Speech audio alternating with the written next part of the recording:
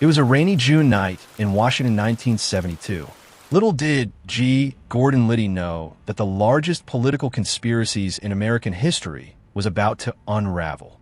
5 men, dressed in dark clothes, carrying cameras, tape recorders, and lockpicks. They crawled through a basement window of the Watergate office complex and into the headquarters of the Democratic National Committee.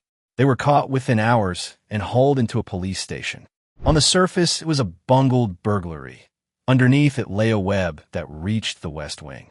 G. Gordon Liddy, a former FBI agent turned operative for the committee to re-elect the president, had helped plan the operation alongside E. Howard Hunt, a CIA veteran. Their objective was not common theft.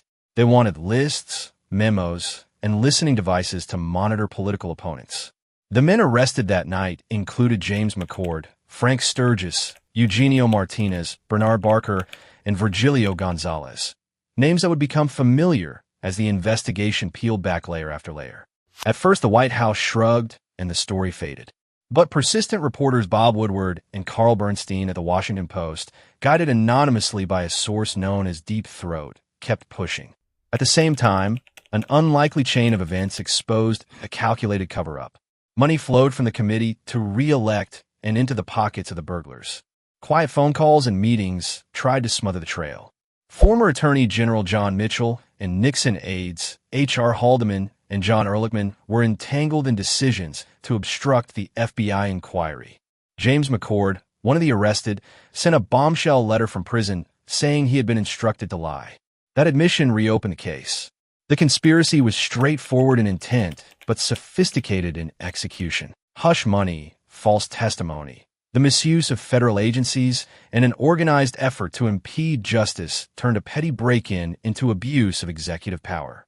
As investigators dug, they discovered payments routed through campaign slush funds, efforts to link the break-in to organized crime, and to use the CIA to block FBI investigation. The drama shifted to dramatic testimony and the courtroom of public opinion. White House counsel John Dean testified in 1973 that President Richard Nixon had been part of discussions about covering up the operation. Then came a revelation that changed everything. Alexander Butterfield, a presidential aide, disclosed the existence of a voice-activated taping system in the Oval Office. The tapes, recorded in private conversations, existed. When court orders demanded them, the White House resisted. A legal battle ensued, culminating in the Supreme Court ordering Nixon to surrender the recordings. What the tapes revealed and what was left out were both explosive. Conversations linked senior aides to the cover-up, and a critical gap of 18.5 minutes on one tape deepened suspicion. The crisis peaked with the Saturday Night Massacre when Nixon ordered the firing of Special Prosecutor Archibald Cox, leading to resignations and public outrage.